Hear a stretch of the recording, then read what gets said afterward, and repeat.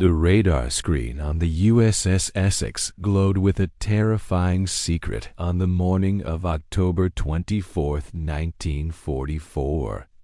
It was a chaotic mess of blips, a digital swarm that looked less like an enemy formation and more like a storm front moving across the Pacific. But this was not weather. It was the last desperate gasp of the Imperial Japanese Navy. 60 Japanese fighter Zeros, Oscars, and bombers were hurtling toward the American fleet. The sailors in the Combat Information Center stared at the screen in disbelief. The odds were catastrophic. The American carriers were launching strikes against the Japanese battleships miles away, leaving their own decks dangerously exposed. The fighter cover was thin, scattered, and low on fuel. And standing between this massive wave of destruction and the thousands of sailors on the American ships below were just 2 Grumman F6F Hellcats, 2 against 60. The math was not just bad. It was a suicide note written in the sky. Commander David McCampbell sat in the cockpit of his Hellcat, Mincy 3, listening to the frantic chatter on the radio. He was 34 years old, the commander of Air Group 15, a man who carried the weight of every pilot's life on his shoulders.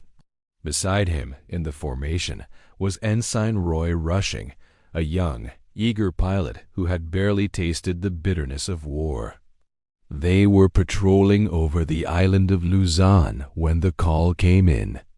Bandits, heavy formation. Vector 270. McCampbell looked at his fuel gauge. It wasn't full. He looked at his ammunition counters. They were full, but against 60 planes, they might as well have been empty. He had a choice to make. The logical, tactical choice was to dive away, return to the carrier, and wait for reinforcements. No one would have blamed him. No manual in the United States Navy recommended engaging a force 30 times your size. But McCampbell didn't look at the manual. He looked at the fleet below him. He signaled to Rushing. They were not turning back. They were climbing. As the 2 Hellcats clawed their way up to 25,000 feet, the scale of the enemy formation became visible.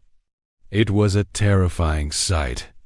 3 massive V formations of Japanese fighters were stacked in the sky, protecting a group of bombers. They looked like a swarm of angry hornets. The Japanese pilots were disciplined, flying tight, waiting for the Americans to make a mistake. They saw the 2 lone Hellcats approaching. They must have laughed. They must have thought it was a joke, or perhaps a trap. Surely 2 Americans wouldn't be foolish enough to attack an entire air wing alone. But McCampbell knew something the Japanese didn't.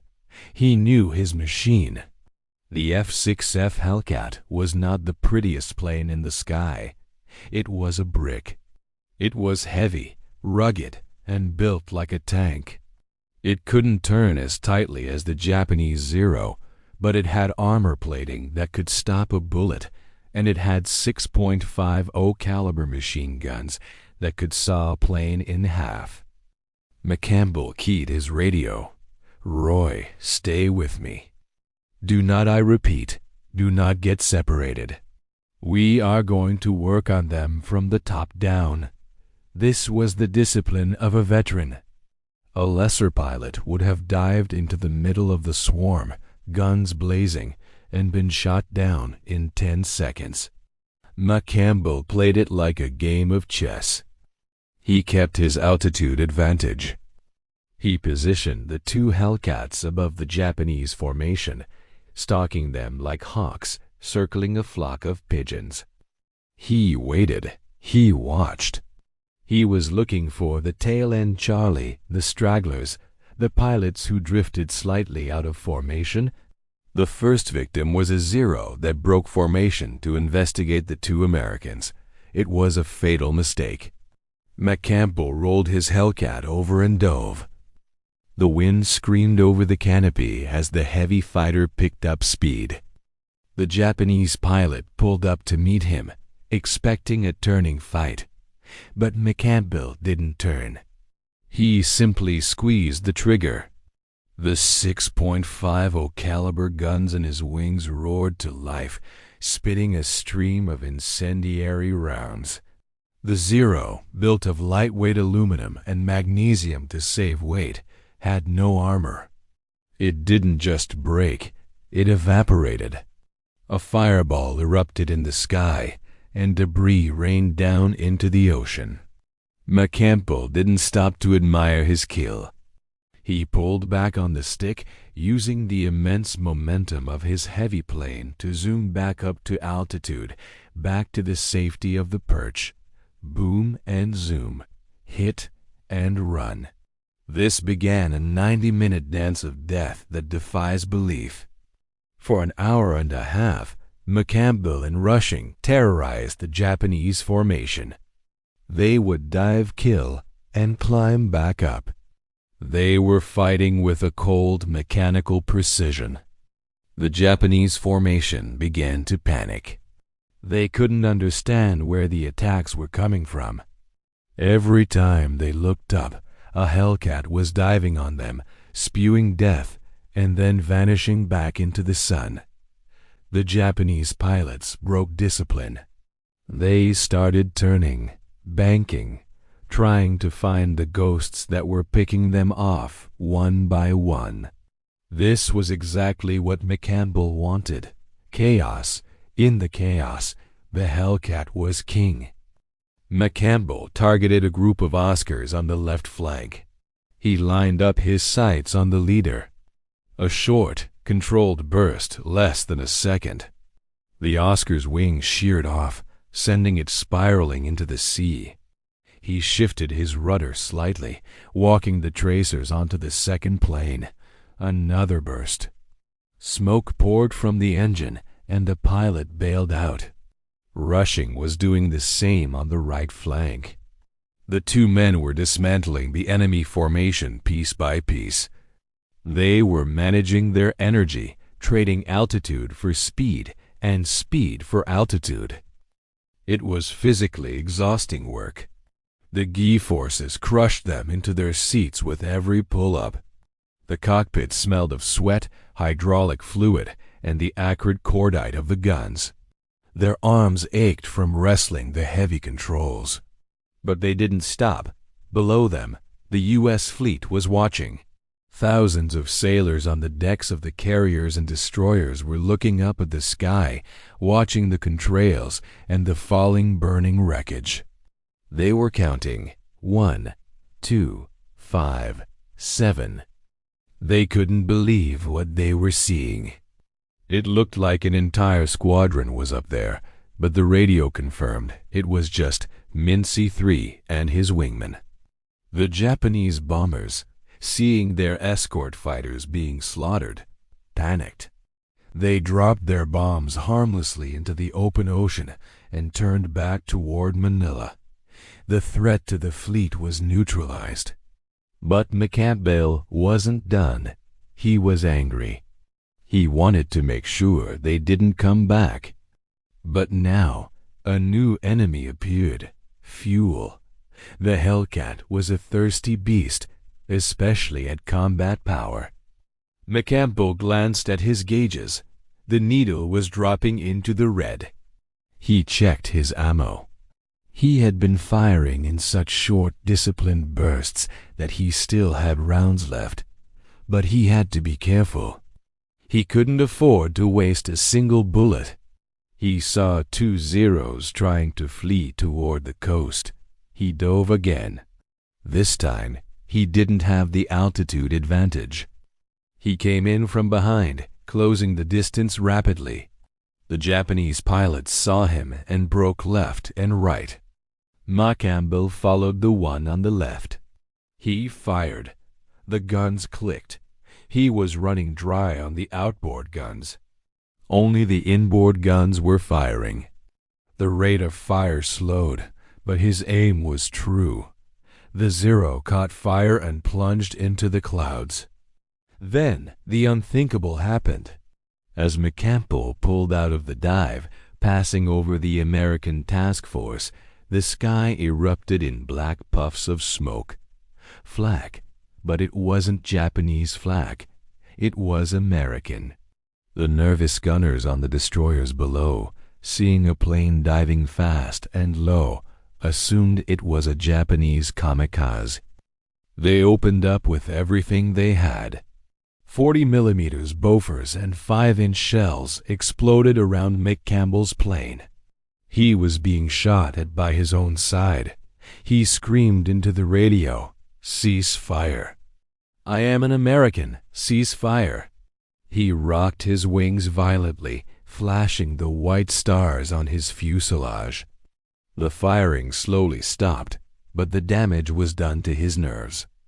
He was exhausted, low on fuel, and being hunted by friend and foe alike.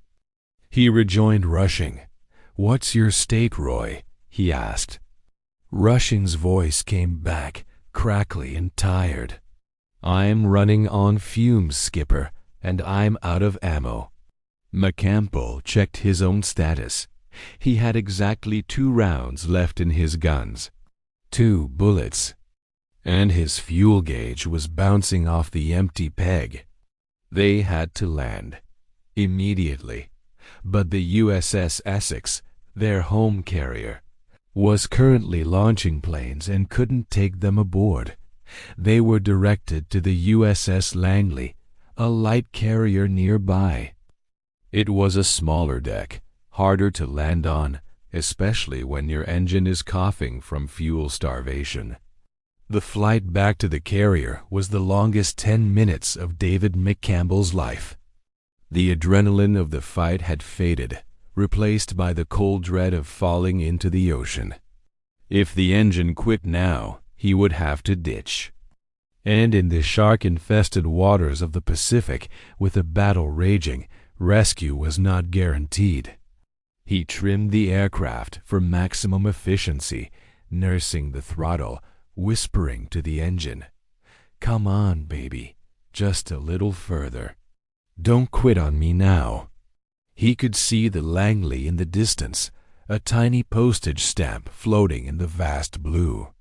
It looked impossibly small. He entered the landing pattern. He dropped his landing gear.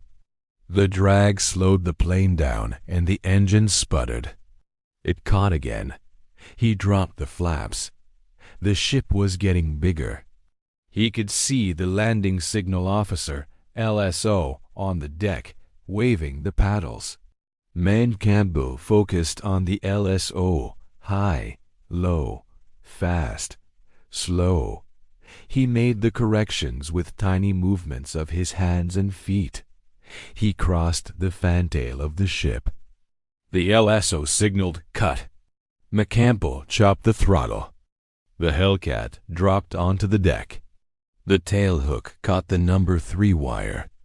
The heavy plane slammed down, screeching to a halt. And then silence, absolute silence. As soon as the wheels stopped rolling, the propeller spun down and stopped. The engine didn't idle, it died. The mechanics ran out to the plane to unhook it.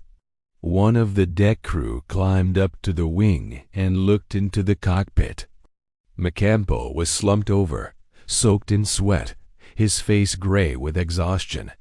The crew chief checked the fuel tanks. He dipped the measuring stick in. It came out dry. There wasn't a drop left. They drained the lines. Maybe a cup or 2. If he had circled the carrier one more time, he would have gone into the water. Then the armorers came to rearm the guns. They opened the access panels on the wings. They looked at the ammunition belts. They were empty, completely empty, except for 2 rounds. McCampbell had fired exactly enough to kill 9 planes, leaving 2 bullets as a souvenir.